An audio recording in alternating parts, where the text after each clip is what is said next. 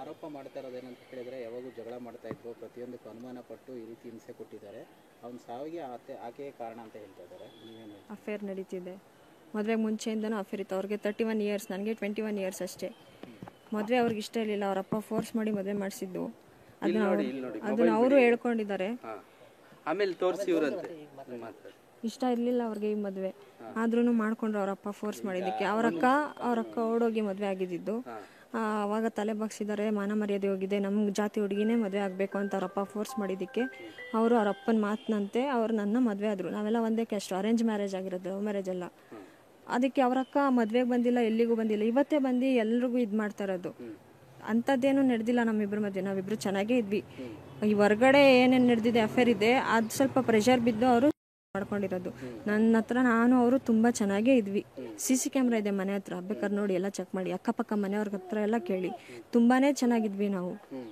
ಅವರೇ ಹೊರಗಡೆ ಹೋಗೋದು, ಏನೋ ತಲೆಗೆ ಹಾಕ್ಕೊಳ್ಳೋದು, ಇಲ್ಲ ನಾನು ತಿರ್ಕೊಬಿಡ್ತೀನಿ ಮೇಘ, ನನ್ನ ಕೈಲಿ ಆಯ್ತಿಲ್ಲ, ನನಗೆ ಬದುಕೋಕ್ಕೆ ಇಷ್ಟ ಇಲ್ಲ ಮೇಘ, ಏನೋ ಒಂಥರ ತುಂಬ ಸಂಕಟ ಆಯ್ತೈತೆ ಮೇಘ, ನನ್ನ ಕೈಲಿ ಆಯ್ತಿಲ್ಲ ಅಂತ ಹೇಳ್ಕೊಂಡು ಹೋಗ್ಬಿಟ್ರು.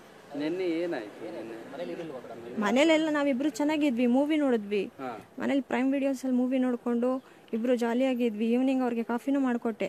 ಸಂಜೆ ಹೊರಗಡೆ ಹೋಗ್ಬಿಟ್ಟು ಬಂದಿದ್ದೆ. ಏನಾಯ್ತು ರೀ, ಯಾಕ್ರಿ ಅಂತ ಕೇಳಿದೆ. ಅಷ್ಟಕ್ಕೆ ಅವರು ಏನಿಲ್ಲ ಮೇಘ, ನನ್ನ ಕೈಲಿ ಆಯ್ತಿಲ್ಲ, ನೀನು ಚೆನ್ನಾಗಿರು ಅಂತ ಡೋರ್ ಲಾಕ್ ಮಾಡ್ಕೊಂಡಿದ್ದು. 3 ಸತಿ ಚೆನ್ನಾಗಿರೋ ಅಂತ ಹೇಳಿದ್ರು, ಡೋರ್ ಲಾಕ್ ಮಾಡ್ಕೊಂಡ್ರು ಅಷ್ಟೇ. ಡೋರ್ ಫುಲ್ ಲಾಕ್ ಆಗಿತ್ತು, ನಾನು ಒಬ್ಳ ಕೈಲೇ ತೆಗಿಯೋಕ್ಕಾಗಲಿಲ್ಲ. ಅಕ್ಕಪಕ್ಕ ಮನೆಯವ್ರಿಗೆಲ್ಲ ಕರೆಸ್ದೆ.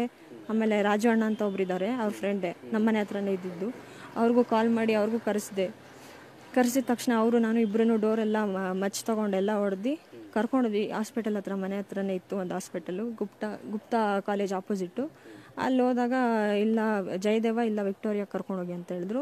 ಮನೆ ಹತ್ರ ಇರೋದು ವಿಕ್ಟೋರಿಯಾ, ಅಲ್ಲಿ ಜಾಸ್ತಿ ಟ್ರಾಫಿಕ್ ಇರಲ್ಲ ಅಂತ ಅಲ್ಲೋದ್ವಿ. ಅಲ್ಲೋದಾಗ ಪಲ್ಸ್ ಕಮ್ಮಿ ಇದೆ ತುಂಬ, ECG ಮಾಡ್ತೀವಿ ಅಂತ ಹೇಳಿದ್ರು. ECG ಮಾಡಿದ್ಮೇಲೆ ಇಲ್ಲ, ಹ್ಯಾಂಗ್ ಆಗಿತ್ತು. ನಾವು ತೆಗೆಯೋಷ್ಟರಲ್ಲಿ ಅದು ತೂಕ ಜಾಸ್ತಿ ಇದಾಗಿ ಭಾರ ಆಗಿ ಬಿದ್ದು ಡ್ರೆಸ್ಸಿಂಗ್ ಟೇಬಲ್ಗೆ ಹೊಡ್ಕೊಂಡು ಇಲ್ಲಿ ಸ್ವಲ್ಪ ಗಾಯ ಆಗಿತ್ತು. ನಾನು ಮತ್ತು ಅಣ್ಣ ಹೋಗಿ, ನಾವಿಬ್ಬರೇ ತೆಗ್ದಿದ್ದು, ಬೇರೆ ಯಾರು ಇರಲಿಲ್ಲ. ನಾವು ತೆಗ್ದು ಎಷ್ಟೆಲ್ಲ ಕೈಯೆಲ್ಲ ಉಜ್ಜಿದ್ವಿ. ಆವಾಗ ಪಲ್ಸ್ ಇತ್ತು, ಏನೂ ಆಗಿರಲಿಲ್ಲ. ಬೆಡ್ ಮೇಲೆ ಮಲಗಿಸಿದ್ವಿ. ಕರ್ಕೊಂಡೋಗೋ ಅಷ್ಟರಲ್ಲಿ ಆಂಬ್ಯುಲೆನ್ಸ್ ಅವ್ರಿಗೆ ಫೋನ್ ಮಾಡಿದಾಗ, ಇಲ್ಲ ಅರ್ಧ ಗಂಟೆ ಆಗುತ್ತೆ, 1/4 ಗಂಟೆ ಆಗುತ್ತೆ ಅಂತ ಹೇಳ್ಕೊಂಡೇ ಬರ್ತಾಯಿದ್ರು. ಅದಕ್ಕೆ ನಾವೇನು ಮಾಡಿದ್ವಿ, ನಮ್ಮದೇ ಓನ್ ವೆಹಿಕಲ್ ಇದೆಯಲ್ಲ ಅಂತ ಕರ್ಕೊಂಡೋದ್ಮೇಲೆ ಈ ಥರ ಆಗಿದೆ ಅಂತ. ಅವ್ರಿಗೆ ಅಫೇರ್ ಇತ್ತು, ಮದುವೆ ಮುಂಚೆಯಿಂದನೂ ಅಫೇರ್ ಇತ್ತು.